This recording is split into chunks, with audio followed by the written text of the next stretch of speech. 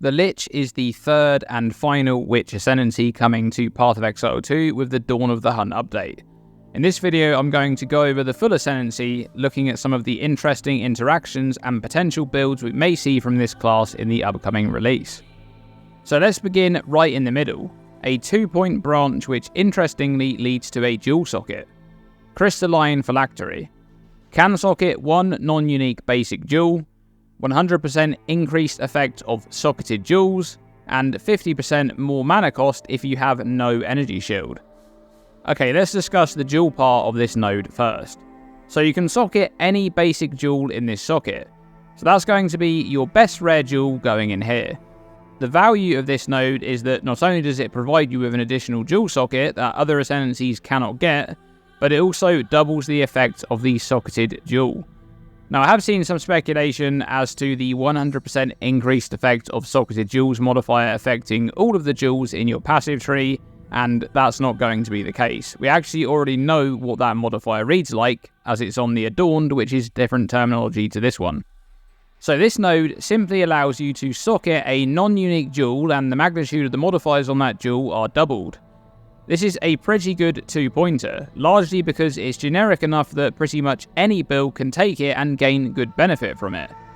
You'll also be placing your best jewel in here, so it's a little bit more value than just being double effectiveness, because realistically it's going to be costly to craft a very good jewel worthy of this socket, and therefore crafting 2 of those jewels is going to be very expensive.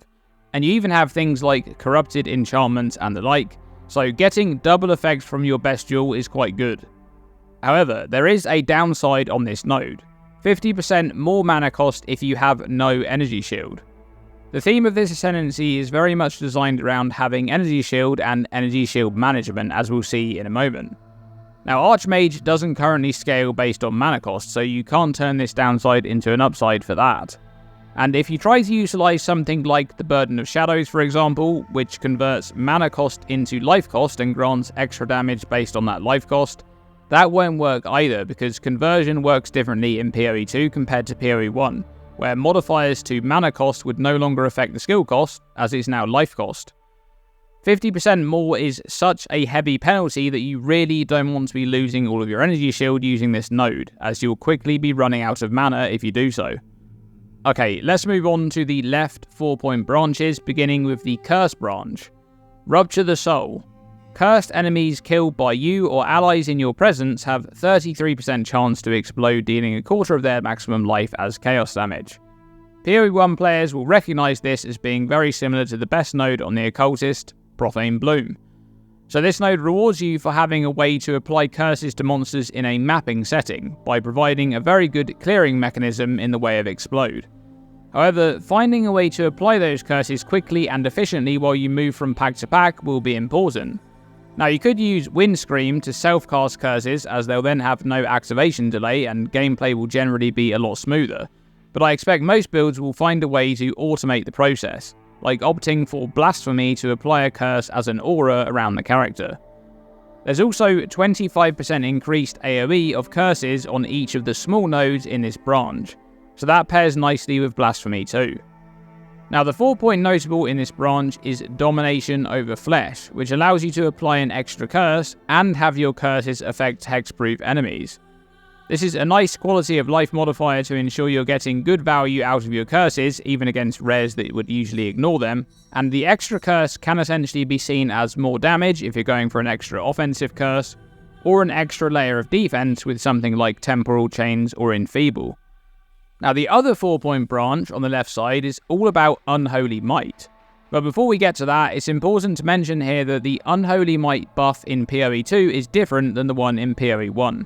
It's actually much more similar to the old Unholy Might from PoE1, and it's documented right here. Unholy Might grants 30% of all damage as extra chaos damage. Okay, this branch begins with Necromantic Conduit. You and allies in your presence have Unholy Might while you are not on low mana. Lose 5% of mana per second. So low mana is 35% of maximum mana or lower. So if you dip below 35%, you'll no longer provide Unholy Might to yourself or allies. But if you're not on low mana, you'll have this buff all of the time, and so do all of your allies in your presence. So that's quite notable for minion builds in particular, which can benefit greatly from this. But there is a pretty hefty downside here. Lose 5% of mana per second. Now, important to note here is the wording. Even though it's not specified here, this is indeed based on maximum mana, not current mana. You will lose 5% of your maximum mana per second, and we already know this because of a bunch of modifiers in both PoE1 and PoE2 that behave this way.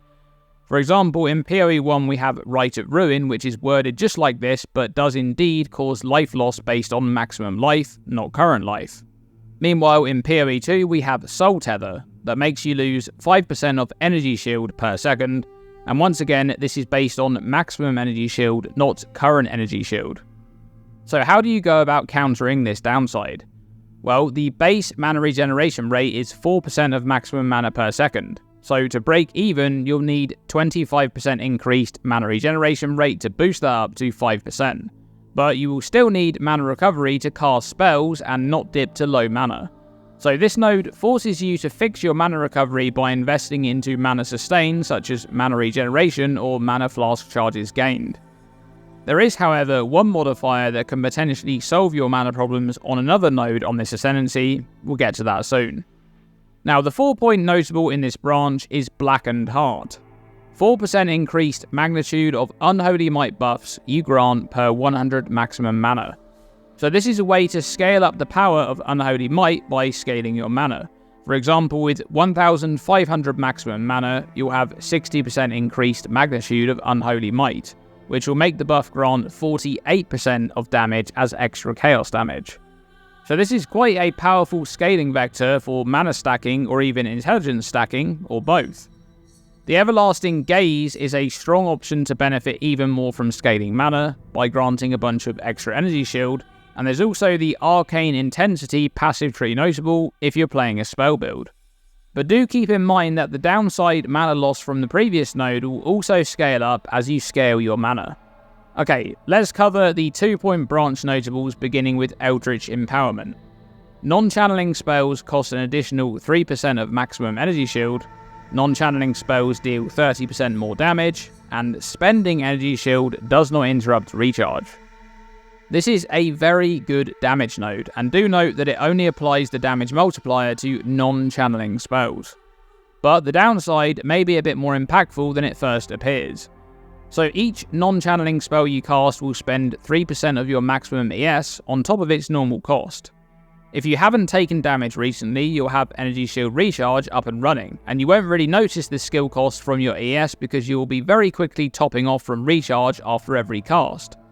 However, I've discussed in previous videos that GGG designed Energy Shield to be difficult to recover, and I fully expect them to balance towards that goal in this upcoming patch.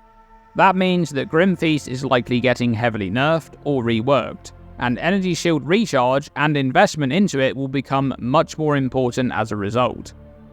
So, when you have taken damage and Recharge isn't up, you're going to notice this cost eating into your ES pool, and big problems occur if you ever get into a scenario where you lose all of your Energy Shield because now you can't use your spells. So really, this will be one of those downsides that won't be very noticeable until it's really bad, and then suddenly it's terrible. Now, something to mention here is the idea of picking up the Zealot's Oath Keystone, along with some investment into life regeneration as a way to guarantee that you always have some energy shield recovery as long as your life is full. However, you would need to ensure that you have enough life recovery from regeneration to justify disabling your energy shield recharge entirely. Alright, moving on to the other 2-pointer on the opposite side, Price of Power. Non-channeling spells consume power charges to deal 25% more damage. So this is another damage node, and once again, it's specific to non-channeling spells. I guess the Lich hates channeling. Now, jokes aside, it's important to note that this modifier will consume a power charge if it's able to upon the cast of any non-channeling spell, even if that spell is just utility like a curse or something similar. So you need to be very careful, especially if you don't have great power charge generation. Perpetual charge support can help out with that, granting a chance to provide the damage boost from Price of Power without consuming a power charge, while Profusion support can help with power charge generation. Remember, you can potentially utilize channeling spells to generate power charges, as their usage won't spend them. Now we're moving on to the most interesting branch on the Lich, and likely the craziest modifier we've ever seen in either PoE1 or 2. But before that, we have the 2-point notable in that branch. Soulless Form. 10% of damage taken bypasses energy shield, no inherent mana regeneration, and regenerate mana equal to 6% of maximum life per second. Alright, let's discuss the mana portion first. So earlier I mentioned that the Lich provides a potential new way to solve Necromantic Conduit's mana problem, and this is it. You lose your inherent mana regeneration, which is based on 4% of your maximum mana, and you regenerate mana equal to 6% of maximum life instead. Now here's the important question. Will you be able to scale the mana regeneration gained from this node? Based on the wording of this modifier, I would say no, and that's because it specifically states equal to, which usually implies a fixed stat in Path of Exile. However, we don't know that for sure, and we'll have to wait for an FAQ or in-game testing to confirm how it works. But let's just discuss the baseline numbers. You may have in the region of 2000 to 2500 maximum life on a hybrid life and energy shield build. This would provide 120 to 150 mana regenerated per second.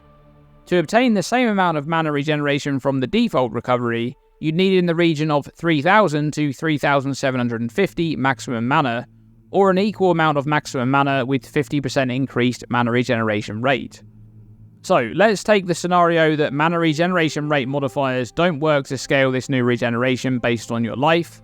How well does this solve Necromantic Conduit's downside? Well, if you have 2000 maximum life and 1500 maximum mana, you'll be regenerating 120 mana per second and losing 75 mana per second, a net recovery of 45 mana per second. That is a net positive recovery, but it's not a good amount of recovery, and it does require you to pay attention to your life scaling. So for me, the mana regen based on life really comes down to if it can be scaled or not. If it can, it's actually pretty good, and if it can't, it may pose some problems for builds that want to use the next node in the branch. But before that, there's another modifier. 10% of damage taken bypasses energy shield.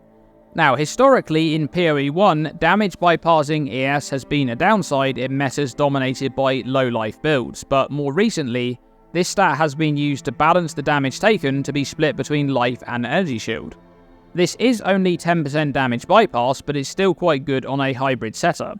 However, this modifier is made far stronger by the next notable, and this is where things get very spicy. Eternal life. Your life cannot change while you have energy shield. We have never seen anything like this in PoE1 or PoE2. This is a modifier with no historical comparisons, and there are so many possible interactions here, and we have no idea how any of them work. Well, at least not for sure. So let's discuss that aforementioned modifier first. 10% of damage taken bypasses energy shield on the prerequisite notable. So if your life cannot change while you have energy shield, damage bypass mechanics essentially become less damage taken modifiers as long as you have any energy shield. So in this case, 10% of incoming damage will bypass your energy shield and will attempt to deal that damage to life. But since your life cannot change, that portion of damage is not incurred on your life pool. Now we need to mention Aziri's Disdain here, as it currently has a huge amount of damage bypassing ES. Though I absolutely expect this item to be heavily nerfed or reworked in this patch, so don't get your hopes up for that one. However, if this item still keeps its identity, it's likely to still be very good on a Lich with Eternal Life. Even if it's nerfed to something like 10% bypass, that's still an extra 10% less damage taken while you have Energy Shield, which is really good. Not to mention the extra ES scale from life, which is also very beneficial. Now another item to be mentioned is the Black Doubt, a unique body armor which surely does not make it through the patch notes in its current form. This one has the modifier damage over time bypasses energy shield. This would make you effectively immune to damage over time as long as you have any energy shield, which is completely ridiculous, but again, I expect it to be changed. Alright, what about this modifier and one-shots? How is that going to work? Let's say you have Eternal Life and you take a hit of damage that is outright enough damage to remove all of your resources and kill you.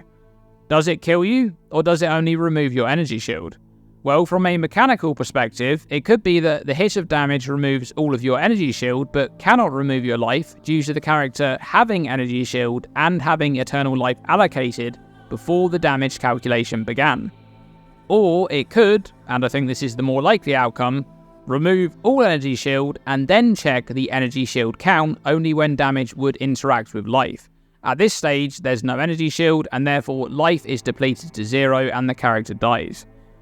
Now, from a game design point of view, I surely hope it's scenario 2 and a character with eternal life can die from one-shots. Otherwise, we're going to be into design problems where dangerous monster abilities have to shotgun just because one ascendancy has one notable. Now, there's a ton more going on here with this node. For example, how will blood magic or life costs work? How I expect it to work is that you are required to have the amount of life needed to pay the cost, and you can cast the skills as if you have paid the cost, but as long as you have energy shield, your life stays the same.